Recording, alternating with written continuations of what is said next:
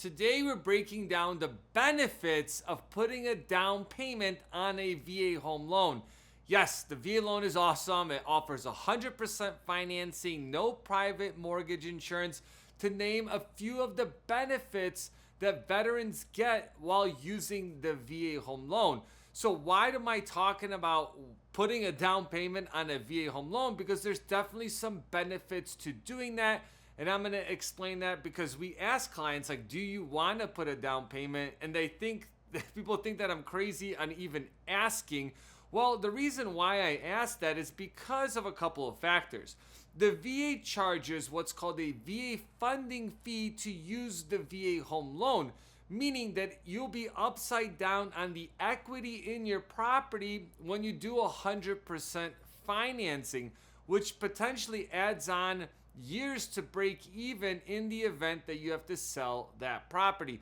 Now, the only exception to that is that if you receive a 10% or greater VA disability compensation, which will basically eliminate that funding fee. And we've talked about this before, but if you close on a loan, but your VA disability rating is backdated prior to that closing, you can get a refund from the VA based on that. Now, it doesn't make a difference if it's a purchase or a refinance. Now, also, there's plenty of state benefits where you don't have to pay property taxes if you meet a certain disability rating, and lenders can actually qualify you without property taxes. Now, for everyone else that doesn't have a service connection, also some food for thought on actually why you should file, you're going to pay this fee. Now, there's a couple of factors that go into the VA home loan. And a caveat to that is that on a purchase, the only fee that can get rolled into a mortgage is going to be the VA funding fee. You're still going to have to pay for closing costs on the mortgage. Really, one strategy we see often used is by increasing the offer price by, let's say, $6,000 if you need that money, and get a seller credit to cover closing costs.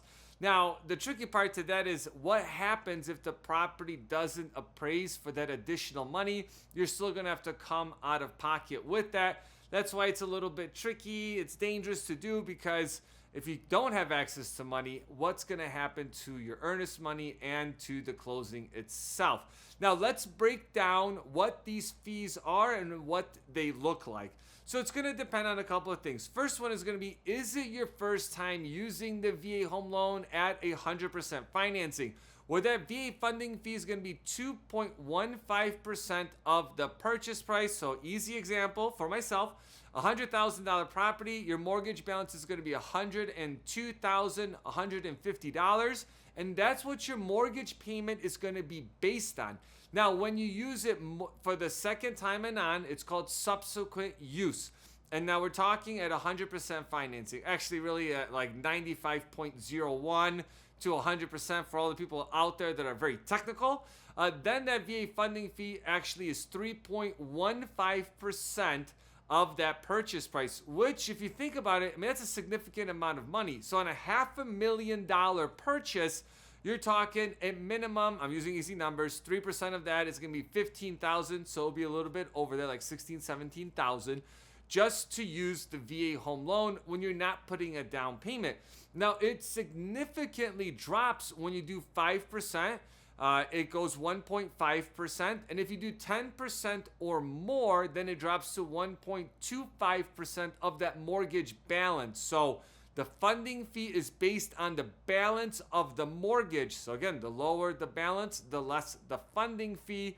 So one question I often get is, do I use the VA loan if I have the money to put a down payment on the property? And it's really going to depend on a couple of things. Now, typically, rates are going to be lower on a VA home loan. Now, even if you do a conventional loan with 20% down, VA loan, I mean, every time we look at it, it's definitely better, and which gives you just huge savings over the life of the mortgage itself. Not only that, if you have a VA home loan and rates drop, you can take advantage of what's called an interest rate reduction refinance loan. It is a very simple type of refinance that lets you lower your payment. Now check out our channel because we just did we're going to be doing a video around doing one of these IRRRLs here coming up, which kind of gives you the pros and cons of doing them, because every mortgage is going to have costs associated with them. Now, speaking of costs, obviously we want to help the military community understand what really goes into these costs. And a lot of these military friendly lenders actually charge the most money out of any product that's out there. And that's why in one way, sometimes I'm like, man, if you go with these big banks, remember, marketing costs money. So if they're spending millions of dollars a month on marketing to you, somebody has to pay for that, and that is going to be you. So just really be careful with that. If you guys want, you can schedule a call with us. Happy to walk you through what your financial picture looks like, and really be able to offer you the best terms that are available.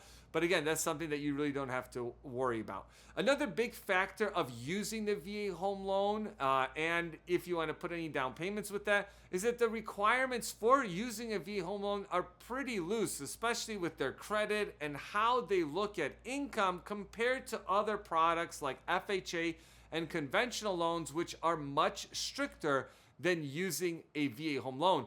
Not only is that a big benefit, but your spouse that's on the mortgage with you benefits from the same criteria of a VA home loan. And remember, a veteran doesn't have to be working to use their VA loan if their spouse makes enough money to be able to cover the entire mortgage payment. You can use your VA disability. We have a ton of videos around that. But you can use your VA disability to qualify on its own. Pension, same thing, it counts. But if you're attending school, then you can't use BH from school benefits as being a veteran to use that to qualify. Now, if you're on active duty, going to school, then yes, you can. It's a different type because you're still on active duty.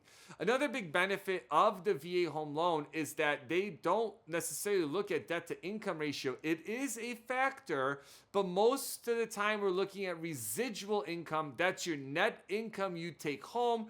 The VA has a whole chart on that. That's in the VA handbook that breaks down what can be used and what can't. And it depends on how many people are living in the property, if you have dependents or not, and how many, and where in the country you live. So DTIs have a lower threshold to qualify. So that's FHA and conventional, where again, VA is looking at that residual income component. And like I mentioned a little bit earlier, if you have a service connection and you don't have to pay property taxes, you can actually qualify with out factoring in property taxes, and you don't have to include it in your monthly payment. So those are some of the factors, because we plenty of times talk to people that have a 20% down payment, but we actually end up going with the VA loan because of their overall financial picture is going to fit the VA home loan much better. And it's a phenomenal product that you can use and reuse because it's a life benefit. You can use it unlimited time. So I think overall, knowing your financial picture is going to make the difference for you. Knowledge is power. So videos like this help you determine what you should and shouldn't do, but never disqualify yourself. We're always happy to talk with our fellow veteran community. Please, guys, hit the like and subscribe button, and I'll catch you guys soon.